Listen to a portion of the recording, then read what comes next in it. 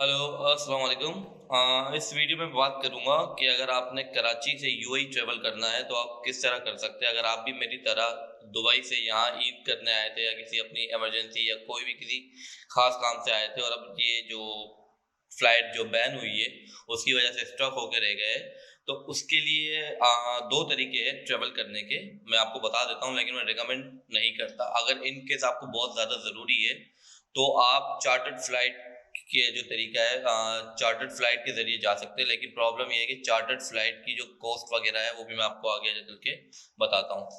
तो मैं जो हूँ यहाँ पे दुबई से कराची ईद सेलिब्रेट करने आया था और अब मैं यहाँ पे स्टक हो गया क्योंकि फ्लाइट्स वगैरह बैंड है। सबसे बड़ी प्रॉब्लम ये है।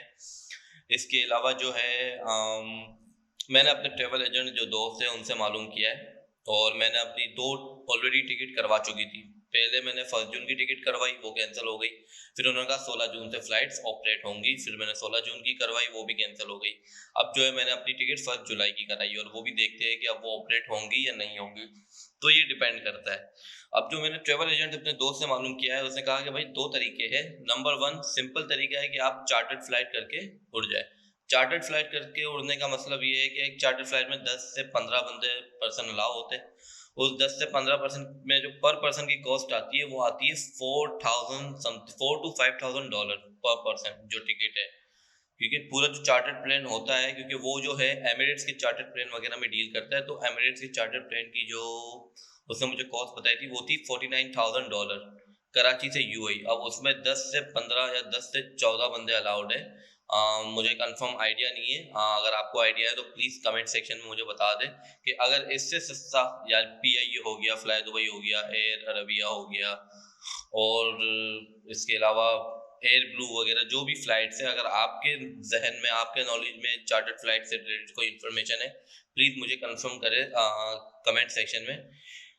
और इसका सॉल्यूशन ये है कि यार $4000 से $5000 अगर आप पर पर्सन अफोर्ड कर सकते हो तो आप कराची से यूएई जा सकते हो। वैसे लोग अभी यहाँ से चार्टर्ड फ्लाइट करके जा रहे हैं क्योंकि वो वीकली एक चार्टर्ड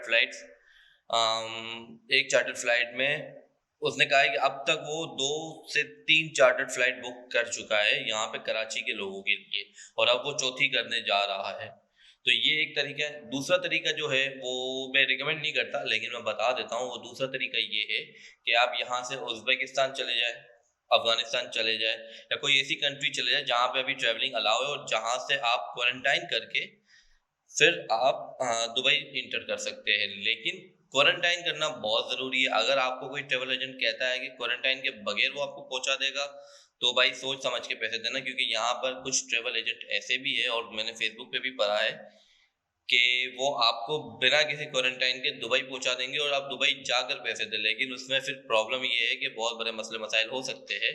तो अगर इस तरह की कोई कहानी आपके साथ हो रही है तो सोच समझ के। तो दूसरा यही है कि आपने जीसीसी, उज़्बेकिस्तान, अफ़गानिस्तान में जाके ट्रैवल करना है, वहाँ पे 14 दिन का अपना क्वारंटाइन पूरा करना है, फिर वहाँ से आपका कोरोना का टेस्ट होगा और उसके बाद आप फ्लाई कर सकते हैं। लेकिन सबसे बड़ी प्रॉब्लम ये है कि इन 14 दिनों में पॉलिसी चेंज भी हो सकती है। अगर पॉलिसी चेंज हो गई और उन्होंने कहा कि भई अब उज़्बेकिस्तान या अफ़गानिस्तान से कोई भी पैसेंजर अलाउ नहीं कर रहे, तो फिर आपको पलट के अपनी कंट्री वापस आना पड़ेगा और फिर यहाँ पर बैठ के फिर वापस वेट करना पड़ेगा। तो बेहतर यही है कि यहाँ पर बैठ के वेट करें। इसके अलावा फ़िलहाल और कोई तरीक़ेकार है नहीं। अगर आपके ज़हन में कोई तरीक़ेकार हो तो मुझे भी बताइए, मैं भी ट्रैवल करना चाह रहा हूँ क्योंकि फ़िलहाल मैं भी स्टक हुआ हूँ। चलें, तो ये थी अब तक की अपडेट। फिर मिलते हैं इंशाल्लाह नेक्स्ट वीडियो में। तब तक के लिए अल्लाह हाफ़िज़।